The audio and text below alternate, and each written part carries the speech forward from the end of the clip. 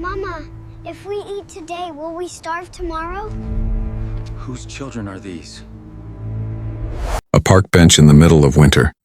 3 people sharing the warmth of one thin coat, a mother and 2 little girls pressed so close. Together they look like one shape. Against the cold, the mother's face is turned down.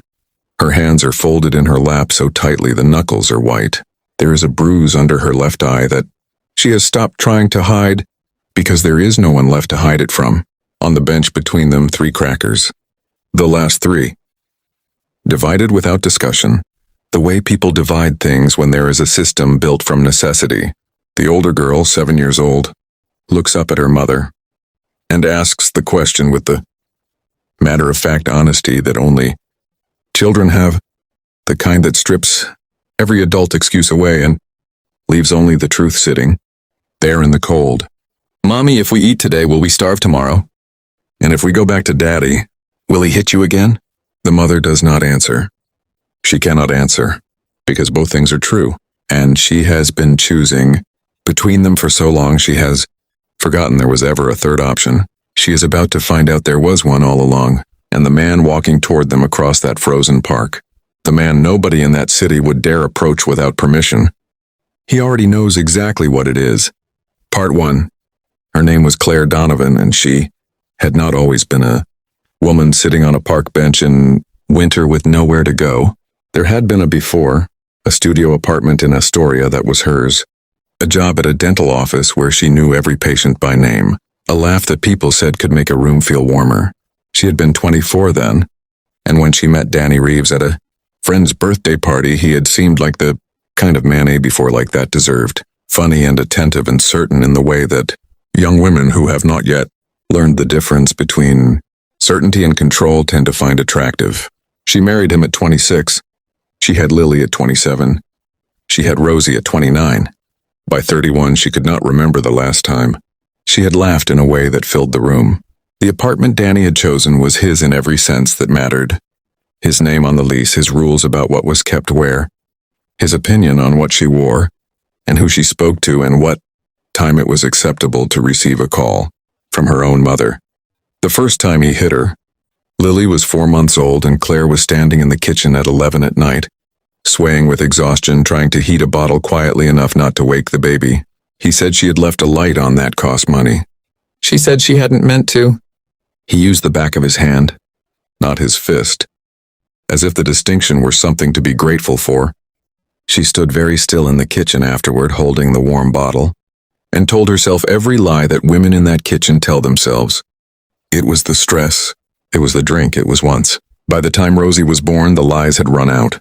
But the rent was his and the fear was real and the girls needed stability, which was what she told herself when what she meant was she did not know how to survive the alternative. She left on a Tuesday in February. Not because something dramatic happened, no final straw, no single moment that broke the equation. She left because Rosie, who was 4 years old and had never in her short life been anything but gentle, flinched when Danny raised his voice at breakfast. Not at Claire. At the sound itself, as if her small body had already learned to brace before the impact arrived. Claire watched Rosie flinch and felt something, very old and very decisive, move through her chest and become a fact. She could accept what happened to her. She could not accept Rosie learning to flinch. She waited until Danny left for work.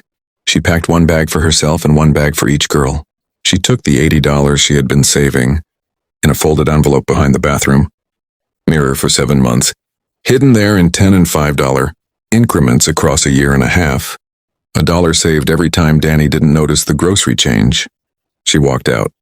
She did not look back at the apartment because she knew if she did, she would be tempted to calculate whether leaving was survivable. And she had learned that calculation only ever went one way. The $80 had a logic she had worked out in advance. 20 for a week of subway fares, 1 Metro card, shared in 3 rides a day between herself and the girls. Lily on her lap when the car was full, Rosie on her hip. 12 for the first 2 nights. A slice of pizza split 3 ways for dinner. A bodega muffin split 3 ways for breakfast, eaten on a bench outside, because eating inside required buying something, and they had already bought the muffin.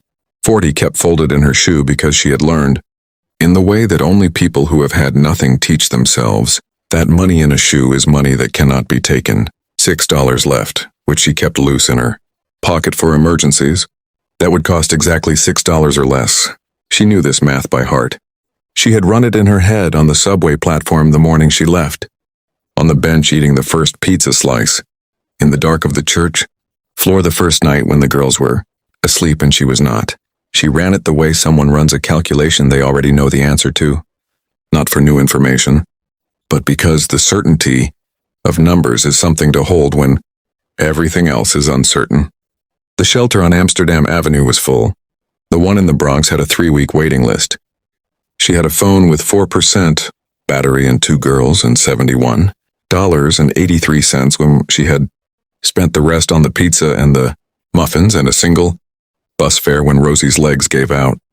And 1 contact number, her friend Gina in Harlem, who lived in a studio with her boyfriend and 2 cats and genuinely, desperately wanted to help and genuinely, practically, out in what remains is just the situation, stripped of drama, looking back at you.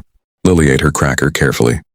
The way she did everything, and then looked up at her mother, with the brown eyes that had always seen more than a 7-year-old should need to see, and said the words quietly, practically, without self-pity. The way children state facts they have not yet learned to dress up. Mommy, if we eat today, will we starve tomorrow? And if we go back to Daddy, he'll hit you again. Claire opened her mouth. Nothing came out. She pulled Lily closer with one arm and Rosie with the other and sat in the cold with her 2 daughters and felt the full weight of what she had walked into and away from settle onto her at the same time. She did not hear the footsteps on the path behind her. She did not notice the pigeons scatter. She was looking at her own hands when a shadow fell across the bench and a voice said, not loudly, not gently, just evenly, the way someone speaks when they are used to being heard. Whose children are these? She looked up, and the man standing at the end of the bench was not anyone she had ever seen before, in any neighborhood, in any version of her life. His name was Dominic Carver. He was 38 years old, and he ran the most significant private security and real estate operation in Upper Manhattan, which was one accurate way to describe it, and not the whole picture. The whole picture was more complicated and more dangerous and had a longer history than most buildings in the neighborhoods he controlled. He was tall, broad-shouldered, dressed in a long black coat. 2 men visible at a distance behind him. Not bodyguards exactly, more like a permanent weather system he had never managed to move without. His face was the kind that had been serious for a long time, carved into that particular stillness by years of being the person who needed to know exactly what was happening and exactly what it cost. He had walked through this park every Thursday afternoon for 4 years because it was the one unscheduled hour in his week in the bare winter. Trees were the thing he found closest to quiet. He had seen the 3 of them from 40 feet away. He had slowed without deciding to. He had seen the bruise, the 2 thin coats, the 3 crackers laid out on the bench like something rationed, and he had understood the outline of the situation. With the same rapid structural clarity he applied to everything. He reached the end of the bench and asked whose children they were because it was the most direct question. Claire said, mine. He looked at the girls, at Lily, who was looking back at him with the cautious directness of a child who has learned to assess adults quickly, and at Rosie, who had tucked her face into her mother's side but was watching him from there with one eye. He reached into his coat pocket. He placed a card on the bench beside Claire, not touching her hand, not making any movement that required her to. Out in what remains is just the situation, stripped of drama, looking back at you. Lily ate her cracker carefully. The way she did everything, and then looked up at her mother, with the brown eyes that had always seen more than a 7-year-old should need to see, and said the words quietly, practically, without self-pity. The way children state facts they have not yet learned to dress up. Mommy, if we eat today, will we starve tomorrow? And if we go back to Daddy, he'll hit you again. Claire opened her mouth. Nothing came out. She pulled Lily closer with one arm and Rosie with the other and sat in the cold with her 2 daughters and felt the full weight of what she had walked into and away from settle onto her at the same time. She did not hear the footsteps on the path behind her. She did not notice the pigeons scatter. She was looking at her own hands when a shadow fell across the bench and a voice said, not loudly, not gently, just evenly, the way someone speaks when they are used to being heard. Whose children are these? She looked up, and the man standing at the end of the bench was not anyone she had ever seen before, in any neighborhood, in any version of her life. His name was Dominic Carver. He was 38 years old, and he ran the most significant private security and real estate operation in Upper Manhattan, which was one accurate way to describe it, and not the whole picture. The whole picture was more complicated and more dangerous and had a longer history than most buildings in the neighborhoods he controlled. He was tall, broad-shouldered, dressed in a long black coat. Two men visible at a distance behind him. Not bodyguards exactly, more like a permanent weather system he had never managed to move without. His face was the kind that had been serious for a long time, carved into that particular stillness by years of being the person who needed to know exactly what was happening and exactly what it cost. He had walked through this park every Thursday afternoon for 4 years because it was the one unscheduled hour in his week in the bare winter. Trees were the thing he found closest to quiet. He had seen the three of them from 40 feet away. He had slowed without deciding to. He had seen the bruise, the two thin coats, the three crackers laid out on the bench like something rationed, and he had understood the outline of the situation. With the same rapid structural clarity he applied to everything. He reached the end of the bench and asked whose children they were because it was the most direct question. Claire said, "Mine." He looked at the girls, at Lily, who was looking back at him with the cautious directness of a child who has learned to assess adults quickly, and at Rosie, who had tucked her face into her mother's side but was watching him from there with one eye. He reached into his coat pocket. He placed a card on the bench beside Claire, not touching her hand, not making any movement that required her to shift back. He said, "There is a family resource center on 138th in Amsterdam. They have beds tonight. Tell them Dominic sent you. They will not turn you away." He looked at her once more. Then he walked on. Part 2. Claire looked at the card for a long time after he had gone. Plain, a name, a number, an address. She turned it over. Nothing on the back. She had received help from strangers. In the past 6 days, bananas, and floor space and unauthorized waiting rooms, and she had learned to take it without asking why because the alternative was not taking it. She took the card. She stood up, took the girl's hands, and walked to 138th Street. The center was real. A brownstone on a quiet block, warm inside, run by a woman named Mrs. Pauline Okafor, who was in her 60s, and had the manner of someone who had seen everything and been made more patient by it, rather than less. She looked at the card, looked at Claire, looked at Lily and Rosie. She said, "Come in." She did not ask for documentation that night. She gave them a room with a lock on the door and 2 beds and a radiator that worked. She brought soup. 3 bowls set on the small table, 1 for each of them, without being asked how many, as if she had already counted. Rosie looked at the bowl in front of her, looked at Mrs. Okafor and said, "Is this ours?" Mrs. Okafor said, "Every bite." Rosie ate the whole bowl and fell asleep sitting upright, spoon still in hand. Claire carried her to the bed and stood over both girls for a moment and then went to the bathroom and sat on the floor, with her back against the door, and cried, and not the empty kind, not the exhausted kind, the kind that means something has changed. She stayed at the center for 2 weeks, and it was during those 2 weeks that she began to notice the invisible bruise, the one that did not show on her face, but lived in her body, like a second language she had learned without choosing to. She found herself apologizing to Mrs. Okafor for things that required no apology, for Lily being too loud in the hallway, for Rosie spilling juice at breakfast, for the sound of the girls' laughter reaching the common room. Mrs. Okafor looked at her steadily each time and said, "That is a child being a child. That is exactly what this house is." For Claire heard the words, but her body was slower than her mind. She found herself, on the 5th day, folding 3 crackers into a napkin at breakfast and placing them quietly in her coat pocket. Not because she was hungry, not because she was planning to leave, but because some part of her that had not yet received the news about the warm room and the locked door was still on the park bench, still rationing, still preparing for the moment when it was gone. She noticed herself doing it and stood very still in the breakfast room and made herself put the crackers back on the plate. Her hands shook slightly. Nobody saw. She took a long breath and sat back down and poured herself more coffee and told the part of her that was still in February, "We are in April now. We are inside." Dominic Carver did not contact her during those 2 weeks. She had not expected him to. The card had been a practical kindness from a stranger, filed under things she was grateful for, and did not expect to follow up.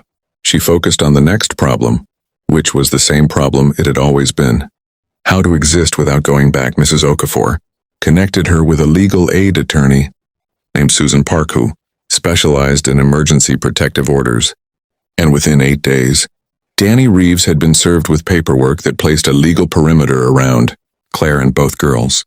He violated it once, showed up at the center door on a Saturday night, loud and wrong in the way he always was when he had been drinking, and was removed by police in 6 minutes because the center had a protocol and Mrs. Okafor had run it 40 times before.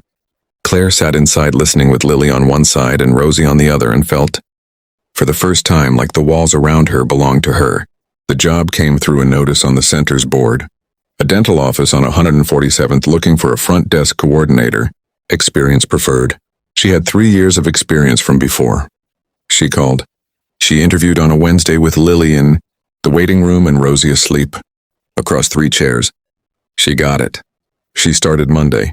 The pay was modest and the hours were long, and Mrs. Okafor arranged after-school care at the center for the girls until Claire could find permanent childcare. For the first time since the Tuesday morning, she had walked out with 2 bags and $80. The math was beginning to look different. Not safe yet, different, like a door that had opened 1 inch and was holding. It was 3 weeks after the park bench that she saw Dominic again, walking back from the grocery store on a Saturday.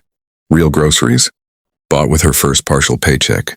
Lily carrying a bag of apples with great seriousness, and Rosie attempting to carry a baguette taller than she was.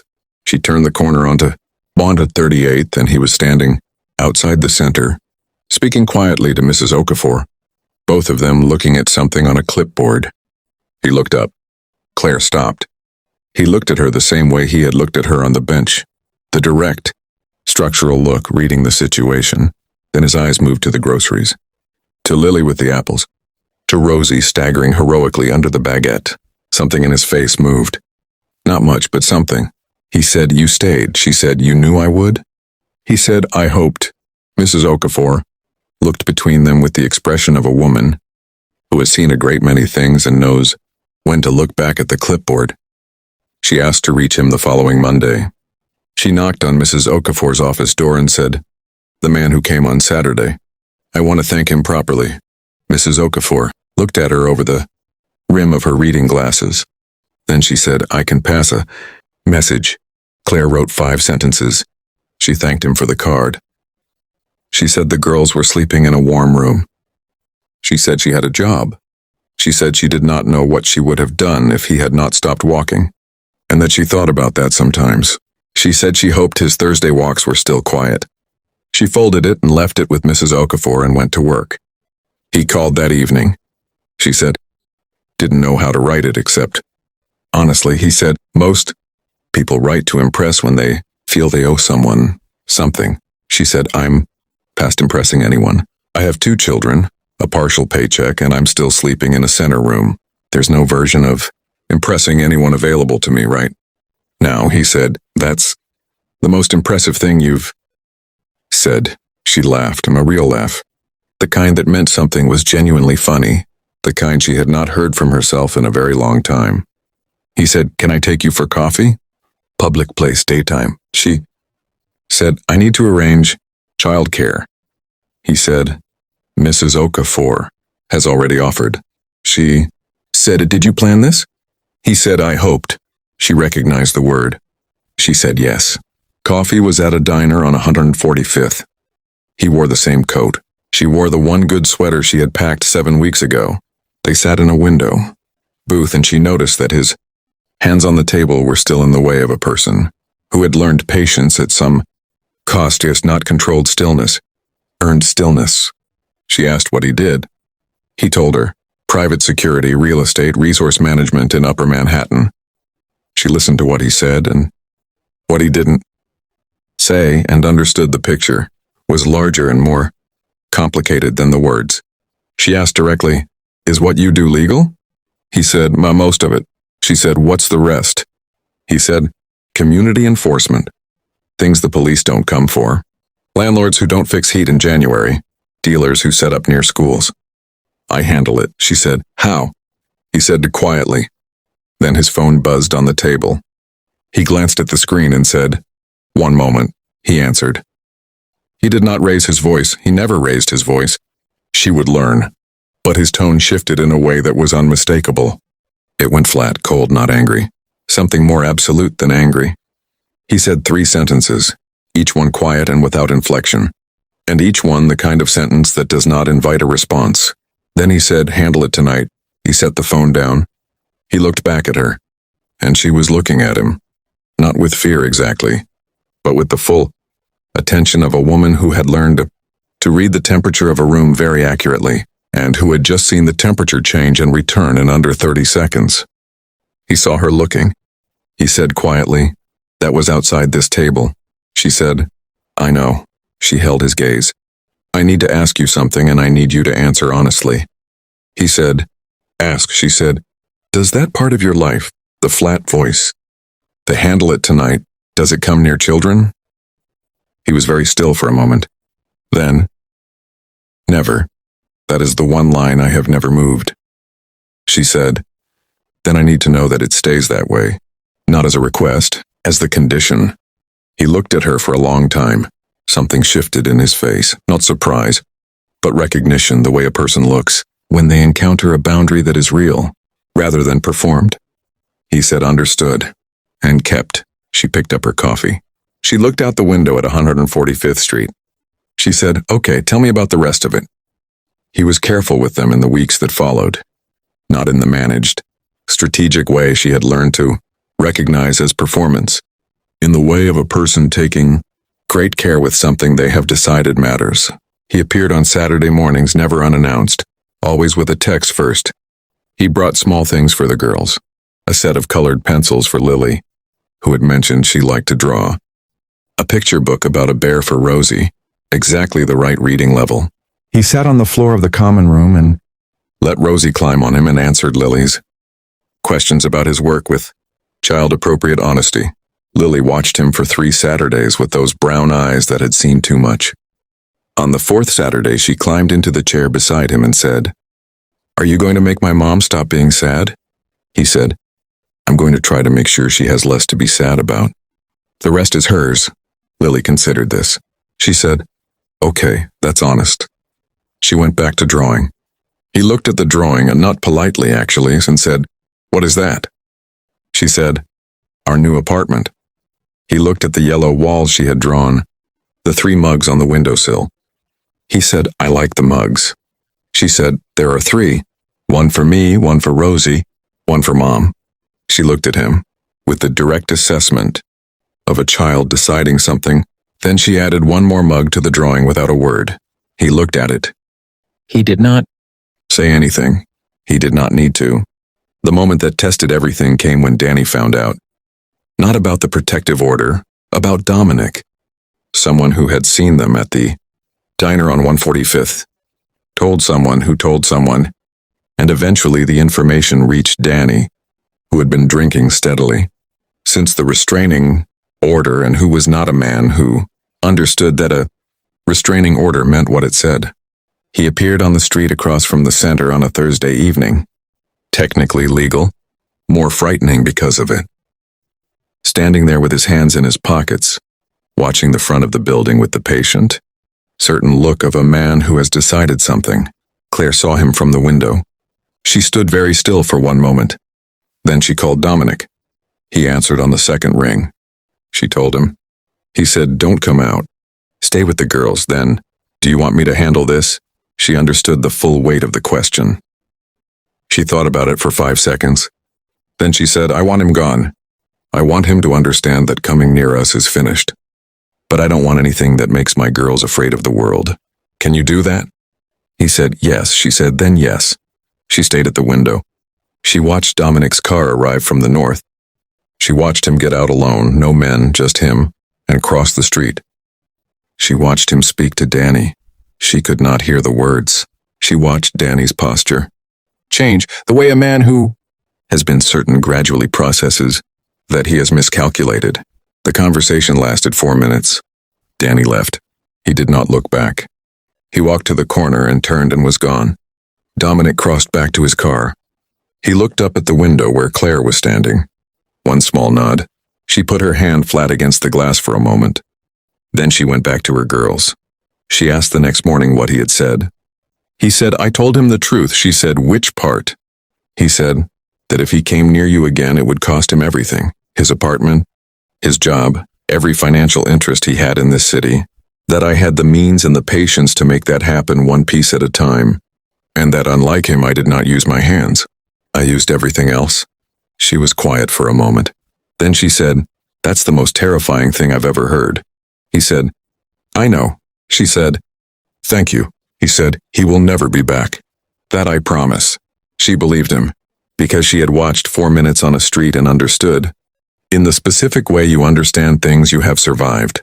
That Dominic Carver kept his promises. Spring came to Upper Manhattan the way it always did, suddenly and then all at once.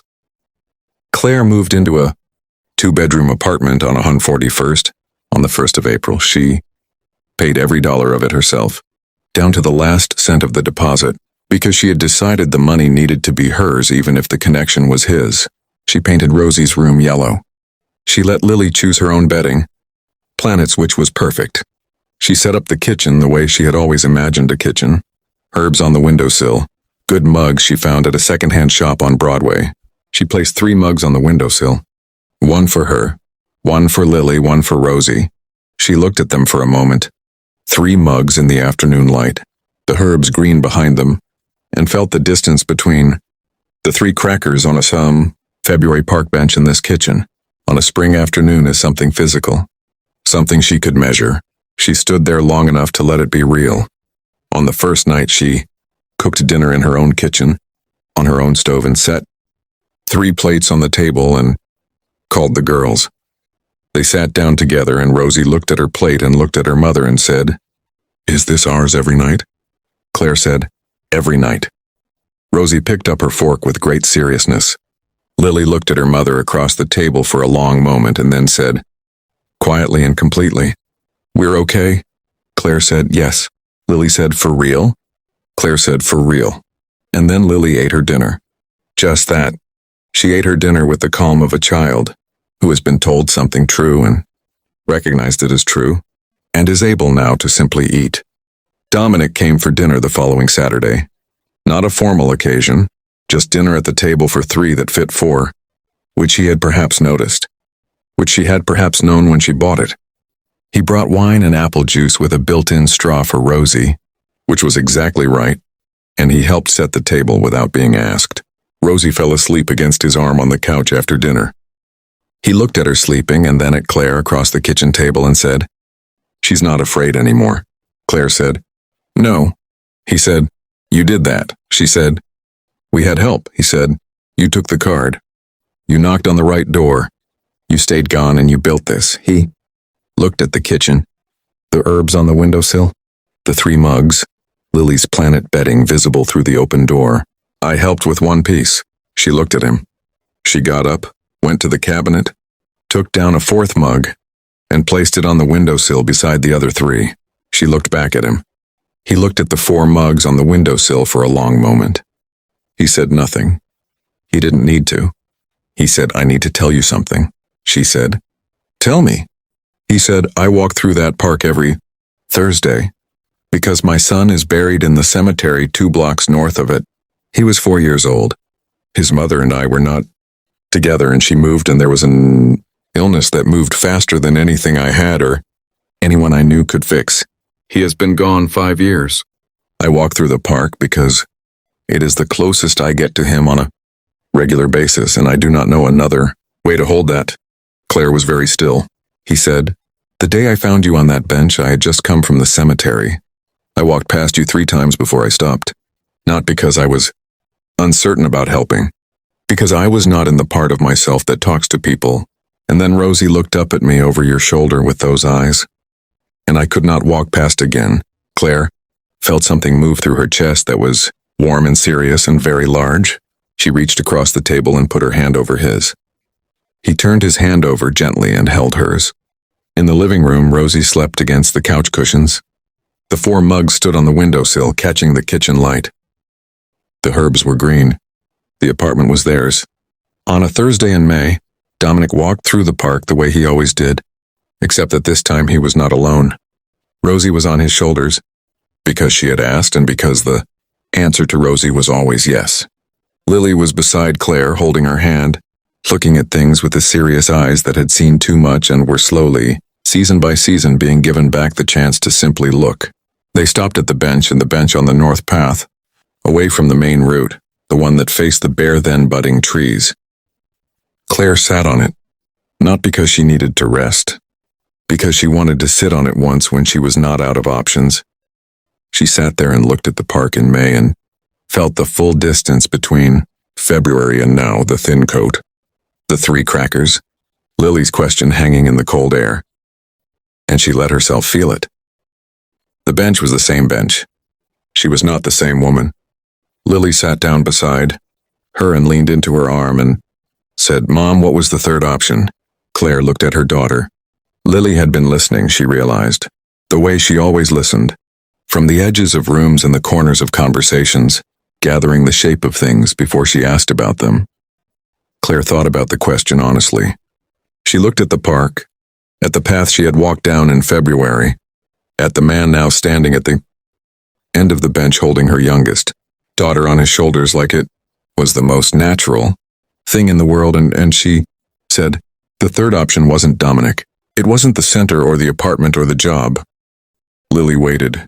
Claire said the 3rd option was the door, the one I finally walked through and didn't look back at. That was always there. I just had to believe I was allowed to use it. Lily was quiet for a moment. Then she said, "You were always allowed."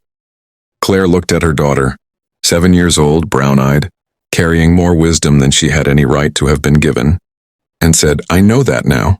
Lily nodded. She leaned back into her mother's arm with the ease of a child who has been told something true and recognized it as true, and is able now to simply rest. Rosie patted the top of Dominic's head from her position on his shoulders and said to no one in particular, "This is a nice park." Dominic looked at Claire on the bench. Something in his face and the long, trained seriousness of it, the stillness that years had carved into it, softened, in the specific way that things soften when they are no longer required to be hard. Claire stood up from the bench. She took Lily's hand. She looked at the bench once more, the bench in May, with the sun on it and the trees budding above it and nothing on it that needed to be rationed, and she let it be what it now was, just a bench. Just a place in a park on a Thursday afternoon in a season that was no longer February. They went home. Rosie demanded to be carried the entire way. Lily found a pigeon feather and decided it was important. Dominic carried. Rosie and Claire carried the feather at Lily's instruction, and they walked through the greening park, toward a street that was warmer, toward an apartment that was theirs, toward a kitchen, with 4 mugs on the windowsill, and herbs that were alive and a table exactly the right size, and the question that had been asked on a bench in the cold, the small, clear, devastating question, that only a child is honest enough to say out loud, and had been answered, not by one man, not by one moment, but by a Tuesday morning with 2 bags and $80 and the decision to leave. By a door walked through and not looked back at. By crackers put back on a plate with shaking hands. By 5 sentences written honestly with nothing to prove. By a woman who had been told her whole marriage that she was the problem, and who found out, and slowly, in increments, in warm rooms and partial paychecks and 3 mugs becoming 4, that she had never been the problem. She had only ever needed a door. She had always, from the very beginning, been the one strong enough to walk through it.